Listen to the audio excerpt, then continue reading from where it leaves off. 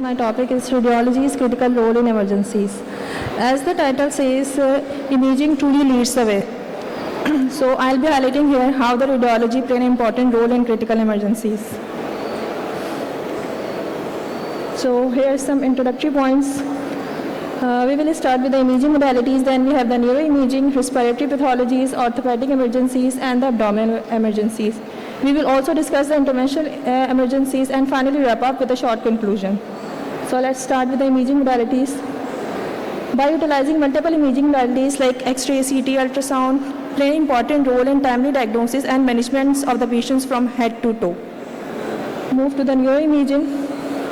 Most of the emergency patients require radiological investigation to guide the emergency doctor treatment because most of the cases are life-threatening, in which common cases include stroke, pneumothorax, embolism, and the aortic dissections.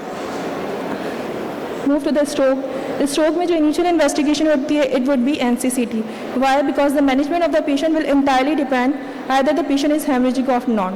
If there is a hemorrhage, thrombolysis will be contraindicated. If there is no hemorrhage, we can go proceed with the thrombolysis. इसके अंदर multiple types mention की हुई हैं. Ischaemic stroke होता है, haemorrhagic stroke होता है, vessel के रप्चर होने की वजह से एडवांस इमेजिंग हमारे पास आ जाती है, CT angio to see the clot vessels, and then we have the perfusion CT to see the any salvageable brain area. Then we have the DWI, which we consider the most sensitive sequence for acute ischemic stroke or acute infarct. Always remember, you will never interpret DWI without ADC. Why? The reason behind that, the typical finding is that acute stroke में जो चीज़ हमें hyper intense DWI में दिख रही है वो हमें hypo intense दिखेगी, that is corresponding map in ADC. So here lies the importance why we have swing them together. इसको जो की रोल है जहाँ जहाँ पर ट्रू डिफ्यूजन रिस्ट्रिक्शन होगी वहाँ ये ऑपोजिट सिग्नल शो करेगा इन DWI and ADC both. Clear? Here is the some utility of acute infarct. Basically the phenomena behind that, acute infarct जहाँ पर होगा वहाँ सेल डेथ होगी और it leads to cytotoxic edema. और cytotoxic edema होता है तो intracellular proton can't be able to move around. So that gives the restricted diffusion, and we know very well restricted diffusion is easily picked up by DWI. Then we have the SWI, which is considered the most sensitive sequence for microbleed or hemorrhages, calcifications. So what is the importance of SWI? So here's the scenario condition. एक 35-year-old female है, वो आती है ER में after RTA with GCS3. She was intubated और उनको NCCT के लिए भेजा जाता है और जबकि उनका जो स्कैन है NCCT वो शो कर रहा है नॉर्मल और sometime it shows the petechial haemorrhages also. So clinical finding low GCS है, कोमाटोस का पेशेंट है. माइक्रो ब्लीड्स जो होगा वो समटाइम हम NCCT में पेटिकल हेमरेजेस के थ्रू पिक कर सकते हैं बट समटाइम मिस कर सकते हैं. So the importance here is this. तो SWI is the investigation of choice जिसके थ्रू हमें ये फाइंडिंग मिस नहीं हो सकती. Here multiple type of haemorrhages, हम डिटेल नहीं जाएंगे, बस गो थ्रू करेंगे. डिफरेंट टाइप्स के हेमरेजेस होते हैं like EDH, SDH, SH, ICH. Identify हम किस तरह कर सकते हैं? Through its shape.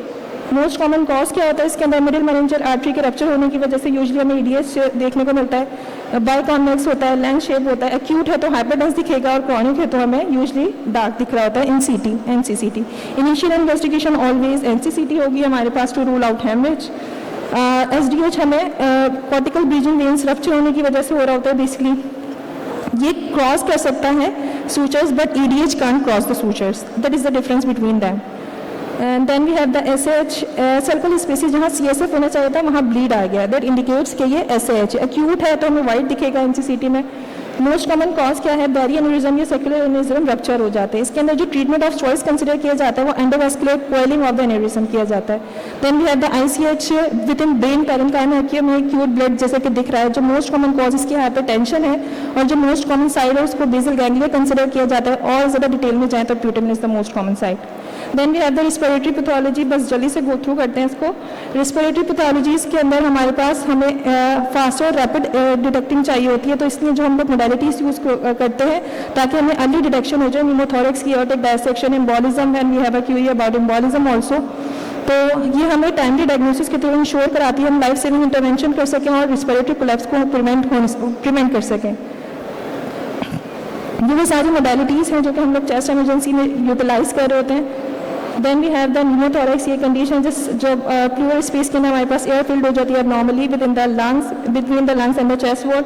एक्सरे के अंदर जो फाइंडिंग्स हमें दिख रही होती है, एब्सेंट लंग मार्किंग दिख रही होती है। Investigation of choice for Numa के लिए सीटी स्कैन कंसिडर किया जा रहा होता है।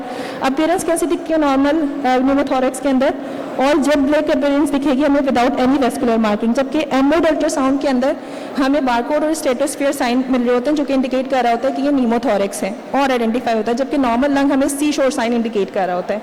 हमें रिस्पिरेटरी कोलैप्स को प्रिवेंट करने के लिए कुछ लाइफ सेविंग इंटरवेंशंस भी कर रहे होते हैं यूजली, तो जिसके अंदर चेस्ट ट्यूब इंसर्शन शामिल है। Then we have the pulmonary embolism, ज़्यादा डिटेल में नहीं जाएंगे।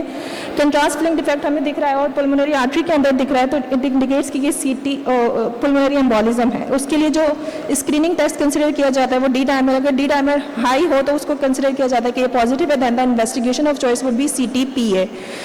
यूजली इसके अंदर जो पेशेंट हिस्ट्री दे रहे होते हैं, इमोबिलाइज पेशेंट है, लॉन्ग ट्रैवल का हिस्ट्री है, पहले काफ पेन एडीमा था DVT की वजह से, अब वो एडीमा इमोबिलाइज, अब वो DVT मोबिलाइज हो गया है into PA, तो the most common cause is DVT. Then we have the orthopedic emergencies. Okay.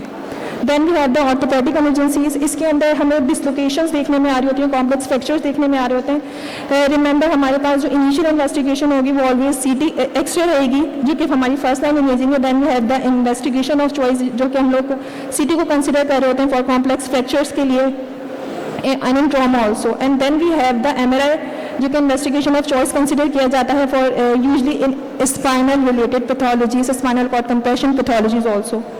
Then we have the modalities, ये वो सारे प्रोटोकॉल्स और इमेजिंग है, एडवांस इमेजिंग जो कि हम लोग ऑर्थोपेडिक इमरजेंसीज के अंदर यूटिलाइज कर रहे होते हैं, वो कुछ प्रोटोकॉल्स मेंशन है।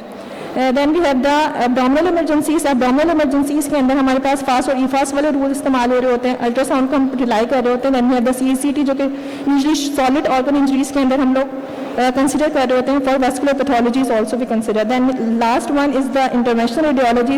ब्लीडिंग स्टॉप करने के लिए मल्टीपल ट्रॉमा, पेल्विक ट्रॉमा के अंदर हम लोग एम्बोलाइजेशन वाली टेक्निक यूज़ कर रहे होते हैं। फॉर ड्रेनेज प्रोसीजर्स परफॉर्म कर रहे होते हैं, फॉर एब्सेस और effusion also. And then finally we have the vascular intervention, जिसके अंदर इवन दो ब्लॉक वेजल्स को ट्रीट भी कर रहे होते हैं। And finally we have a short conclusion, this all are the modalities considered the backbone of the emergencies. Thank you for everyone, thank you for your time, thank you for your attention.